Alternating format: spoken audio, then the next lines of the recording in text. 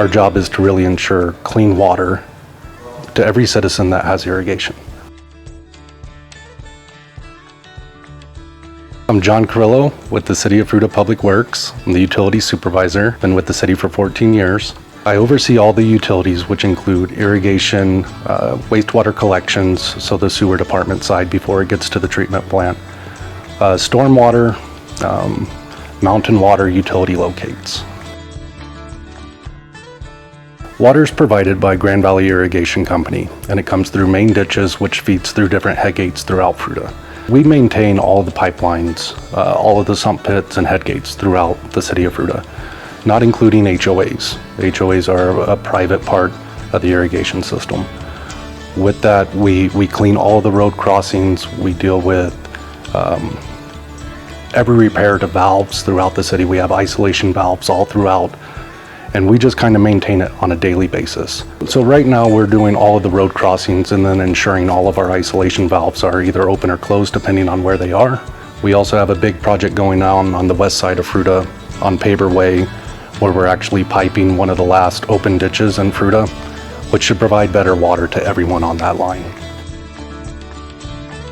We normally shoot for about the first or second week of April. A lot of that depends on when water's in the ditches from Grand Valley Irrigation Company. One, definitely check to make sure that their valve is closed. There's normally 2 valves with every irrigation system. There's a city-owned valve first, that's next to the main line, and then the homeowner has their own valve, which is connected to their pump. They should have their valve off just to prevent, as water's coming in, that there's no flooding. They should also just make sure that any filters they have on the system are clean.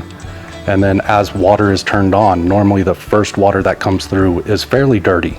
It's muddy water with debris.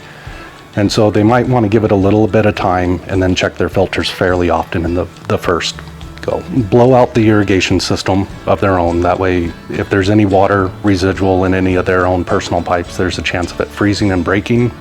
They should also drain any of their pumps and remove all their filters, and then again, close their valve. For the most part, the entire city has irrigation. A lot of subdivisions that have HOAs, they're going to have private irrigation systems. So with that, normally it's the maintenance person of the HOA or the president should have contact information with their irrigation provider.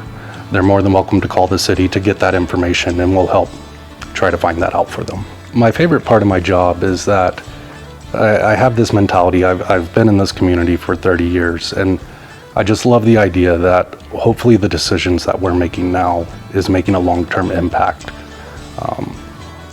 It's really important to have this underground infrastructure that no one really pays attention to, but it's extremely important.